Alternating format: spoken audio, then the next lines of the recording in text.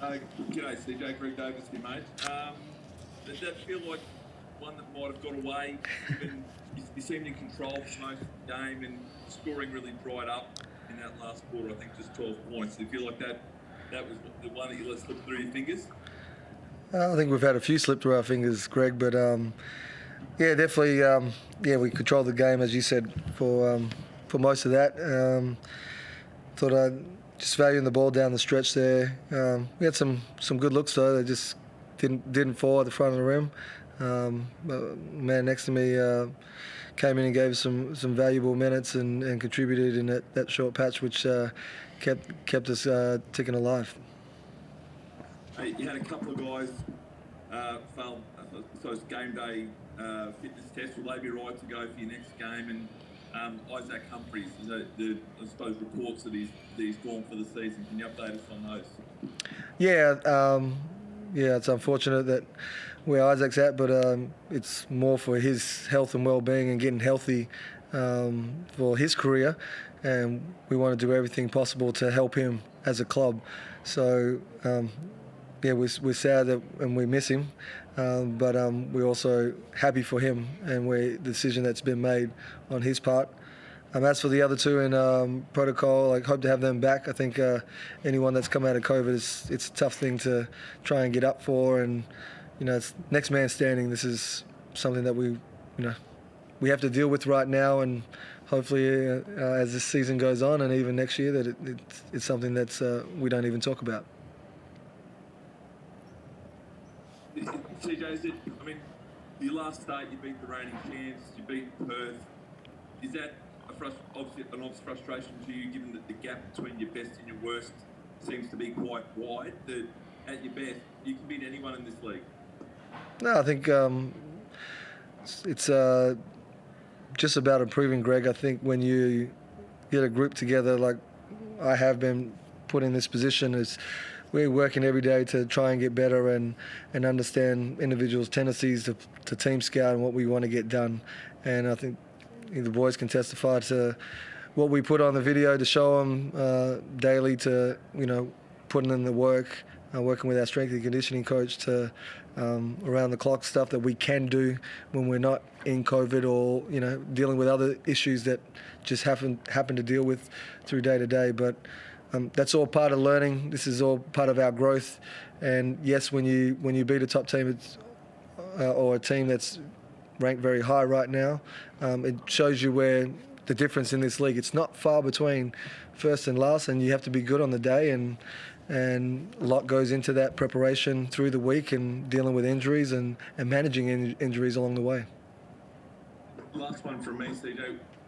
Bear, he seems so consistent this year, career highs with his points and his rebounds, and he was good for you again tonight. What's been the key to his consistency this year? I think him just being healthy. I think he needed time off last year. Listen to him speak, and getting that rest and looking after his hip, and then having that rest. And he manages himself so well.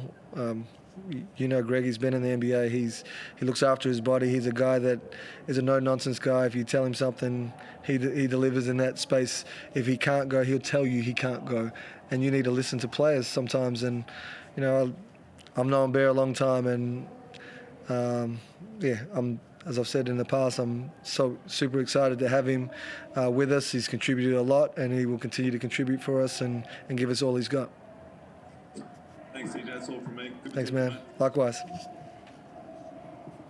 Fraser, you're welcome to jump in. Hi, CJ. Commiserations on the loss of the terrific game. You mentioned Emmanuel and how good he was tonight. Can you just elaborate further on the impact he had for you guys off the bench, considering how undermanned you were tonight? Yeah, I think Manny's been working his butt off and trying to the whole season. It's not just like he's just popped up, and clearly at times is to get him in the game. We had a discussion about where I put him in at, and we've come to an agreement now where I feel like where I wanted to start at, I'm allowed to go back there, where before he wanted to change that and wanted to be in a certain role for himself and feel his way in. But just his effort at practice every single day and trying to get him understanding everything that's going forward. I think for Manny coming in, it's looking after his body and managing what's going on in the past, but him playing with us has been great, and as you saw on the floor tonight, and I keep saying he's my ace up my sleeve, and that's the sort of stuff that I look for him impacting from here on out. Just one more from me, Emmanuel. Probably not the result you wanted tonight, but your performance was electric to say the least. How did you find it out there, and what did you enjoy the most about the game? For one, just playing with my teammates, getting some solid minutes. And just being out there, honestly, it's probably some of the best basketball I've played in a while, and just happy to play with them and finally knock down some shots and help the team in a way. So yeah, unlucky for the win, but I was just really happy I was playing tonight. And Manny, it's Chris Pike. Just following up from what CJ said, have you had to change the way you've played to have a role at NBL level than perhaps at NBL 1 level? And do you now feel like you're starting to sort of get a hang of that? Yeah, definitely. Coming into the season in the NBL, there's a lot of things I need to learn. And since then, I've just been a sponge. I've been very lucky. We've had a lot of veteran guards on our team, veteran bigs. So I've been able to just pick their brain and kind of pick up things off them. And especially CJ helping me out, Jamie helping out a lot too. They're very verbal, so it's been very helpful. I think more so for me, it's been defensively, just being able to guard smaller guys now, just being able to pick up things quicker and just pick up the pace with the NBL pace is completely different. So I think with that, and I've been able to just pick up on that in little bursts. So. And CJ, last one from me. What was it like for you coming back into this building in an Adelaide shirt to be a head coach? It was fun. I think every game I embrace it and understand what's at stake and want to give my team the best chance to win. And no matter what venue you walk into, I've played in a lot, Chris, as you know. So it's definitely exciting to be head coach in this league and definitely coaching the Adelaide 36ers. Hi CJ, hopefully you can hear me. My internet's a bit sketchy. My question's just about Lamar Patterson. He had 32 points. Why do you suppose he was able to have such a good game against you guys? Well, he is a beast. You know he's played in the NBA, JC, so not many times that you can keep a guy like that having off nights. He was first team All NBL. Like, I'm not saying anything that no one doesn't know if you know the game of basketball. So he's a talented player. He found his rhythm early, got in foul trouble, came back out. We tried different matchups. We tried to force him in different spots on the floor.